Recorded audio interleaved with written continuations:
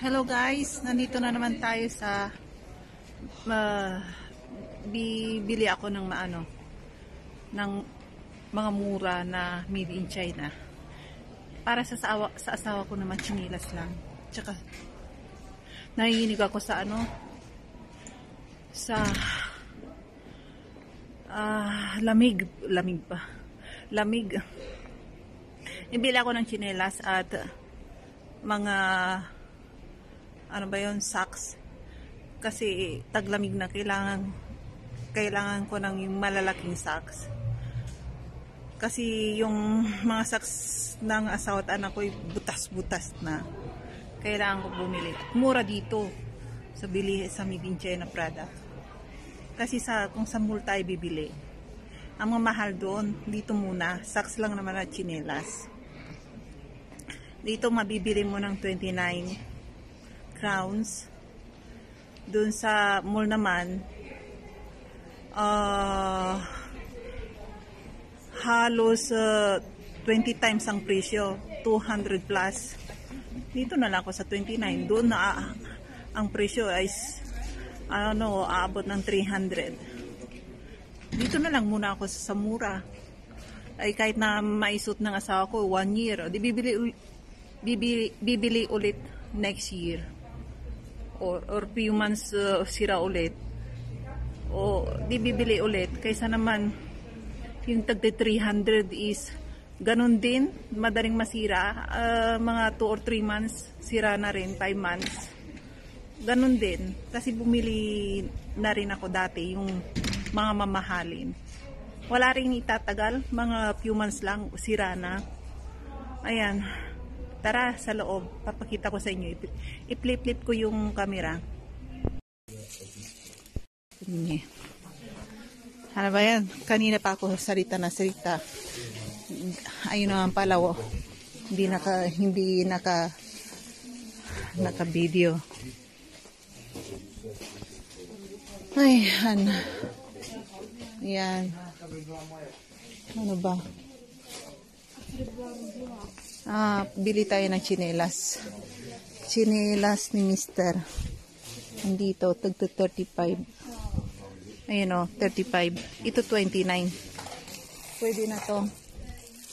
Ano kaya pwedeng kulay? 29.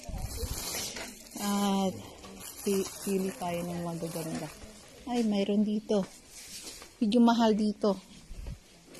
Ayan, medyo mahal. 79.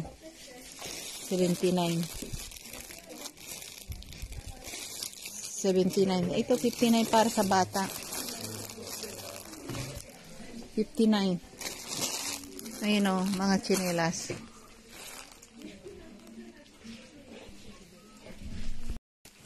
Itong mga ganitong chinelas tagsi 79.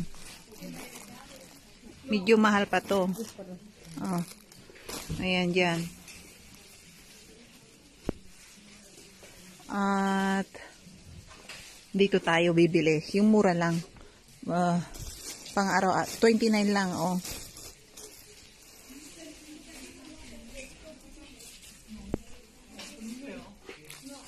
Ayan.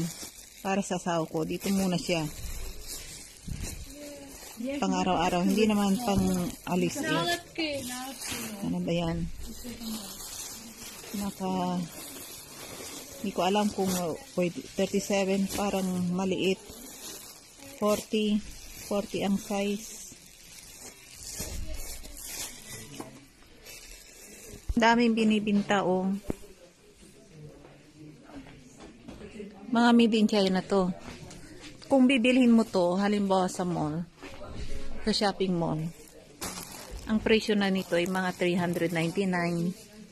Ganitong mga chinelas. Dito na lang. Pang araw-araw naman. Hindi na palabas. Hindi ko alam kung anong bibilihin ko. Yung tagto 29 or ito. Medyo magandang style to para sa asawa ko. Ito na lang kaya. At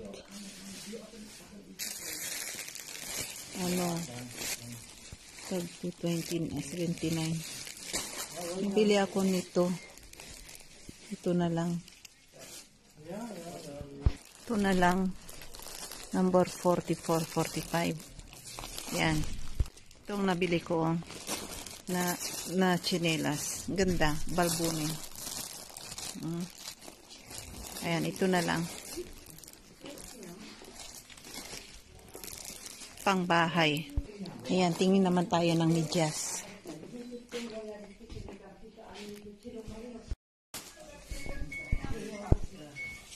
Ayan. Ito ang nabili ko.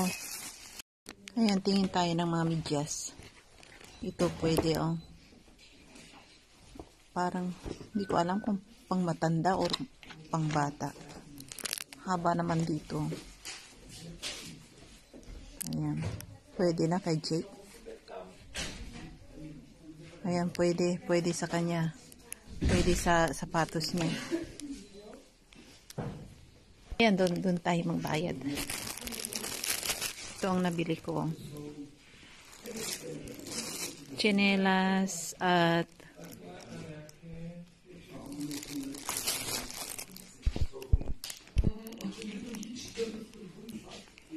yan tayo. Ayan, tignan natin kung open pa yung bilihan na may expired product. Tingin tayo at bili tayo kung ano mabibili natin dyan. Parang, oh, yeah, open pa. Tingnan natin. Pasikreto natin.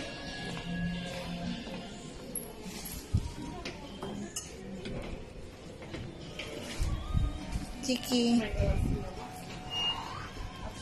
Ayan.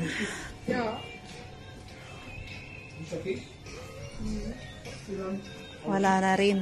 Wala na ang halos laman o baka nabenta na or itinapon na yung talagang hindi na makain.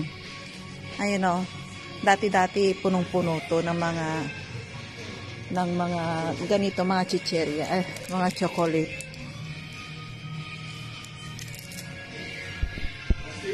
Ayan. Ito na lang natitira. Oh. Ito. Sa taas wala na rin empty. Baka hindi nabinta itinapon na or hindi ko alam kung nasaan na ang mga ano to, ketchup, tomato ketchup. Tagba 20 na lang ganito. Mahal pa rin kasi sa groceryhan yung malaking ketchup na ganito ano lang, mga 40 o 30. Wala na rin yung mga cheese sinarado na. Imposibleng tinago nila. Baka nahuli sila ng gobyerno at sinabihan sila na itapon na wag na ibintay, talagang expired na product na. Hindi ko lalakas. Tingnan ninyo to. Okay. Expired na nga. Kailan ma-expire? 27 ba? 2 years pa ang expired, but nandito to. Hindi ko alam. Mga pasta, 20. Mahal pa rin. Sa groceryhan. Mura.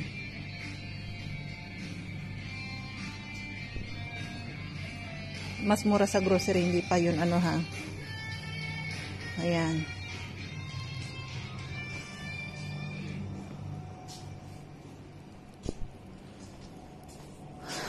Alis na tayo. Wala na. Naskara na.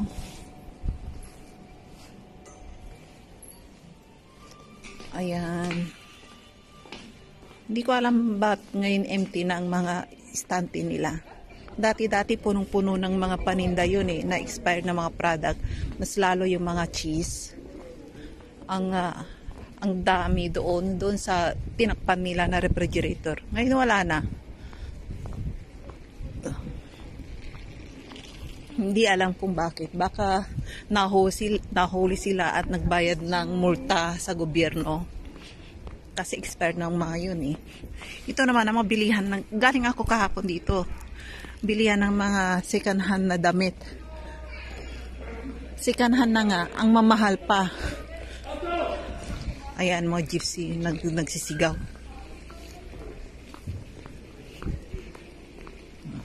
mag-ingat ka pag magsasalita ka ng mga ganyang gypsy at baka mamay masapak ka nila.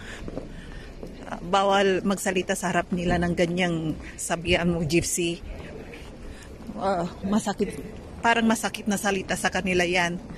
Kaya huwag niyong sasabihin at baka nakikinig kayo sa akin. Sabihan niyo sila ng ganyan. Baka mamaya masampal kayo o masapak nila kayo. Kasi yung pangalang gypsy na yan sa kanila parang masakit na salita, parang mura ba. Ayan. Ayan na nga, doon tayo.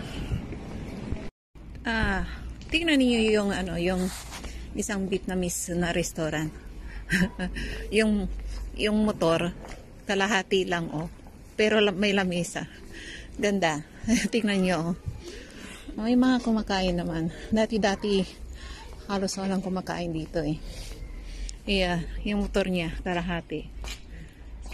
Ayan. Kalahating motor, kalahating lamesa. Ganda. Ayan Ayan, dito naman tayo sa maliit na mall nila. Alam niyo ba, ang mall na to, pag nag-open ka rito, magsasarado ka rin. Magkaramihan dito na nag-o-open. Nagsasarado ilang buwan lang. Ang nagtatagal lang ito, hindi ko alam, pero halos wala silang customer na sa gabi. Ayan. Ayan. Dito ako bumibili ng mga buto-buto ng baboy, Mura. 1 kilo 39. Kaso nga lang ayaw ng asawa ko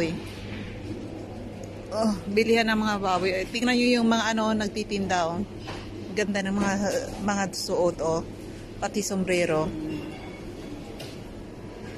Dati sa TV ko lang napapanood ang mga uniform na yan. Dito ngayon personal na. Ayan. Ayan, mga ham. Ayan. Restaurant, tambayan ng mga matatanda. Matatanda na nakatambay Ayan hanggang dyan sa baba. Baka mahulog ang cellphone ko.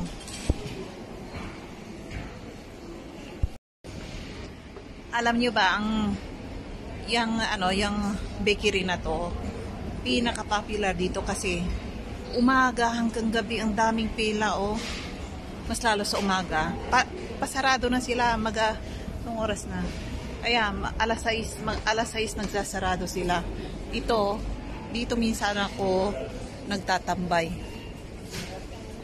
Fresh na bagong luto ang mga tinapay nila. Dati hindi sila nakapwesto dito, sa labas sila. Ngayon nung pumunta sila rito, parang binuhay nila ang shopping mall na to kasi halos lahat ng mga open dito, nagsasarado. Ayan dyan. Ayan tingnan niyo. Parang dami nilang customer. Pasarado na to, 1 oras pa magsasarado na. Ayan nagliligpit na sila. Mga bagong luto lahat ang tinapay dito. Ang bakery nila doon sa loob ang lalaki pa ng mga tinapay. Ayan pasarado na. Wala na. Itong mga tinapay na to, ang sarap. Ayan. Ayan, mga taxi. Tingnan nyo mga taxi dito. Hindi dilaw. Ang taxi nila rito, makikilala mo lang sila pag may naka-sign na taxi sa taas ng sasakyan nila. Tingnan nyo, iba-ibang kulay May Mercedes, may ganyan-ganyan ang mga taxi rito, iba-iba. Ayan may van. Hindi kagaya sa Taiwan, ang taxi dilaw ang kulay. Dilaw lahat. Makikilala mo sila pag dilaw. Ayan ang trap. Sana mag-stop ka. Ayan. Pwedeng rito sa tram maglakad sa gitna kahit na ayan. Diyan pwedeng maglakad-lakad diyan. Oh.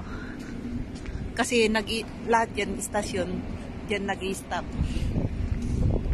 Lamig na, nanginginig na naman ako. Lamig. Doon tayo sa loob. Tinapon yung sigarilyo niya. Sus, naamoy ko. Ayan. Ayan, dito. Ayan. Takbuhan ng mga tao sa shopping mall kasi mainit dito. Sa labas is napakalamig. Ayan, tingnan yung mga suot nila, ang gaganda oh. Ang gaganda pa ng mga tao rito. Ayan. Doon ako sa BM sa taas. Tara. Ayan, sa mga bilihan ng mga pabango, mga original, ayan, yung sipura na yan. Ayan. Diyan, yung mga original na mga pabango, kung minsan nagsisell sila, makakabili ka na 50, 100, ganyan. May mga lipstick pa na mga mura. Pag bininta yan sa Asia, yung mga pabango na yan, tagti 10,000 na or 15,000. Mahal. Dito mabibili mo lang ng mura on sale pa. Ayan, Starbucks.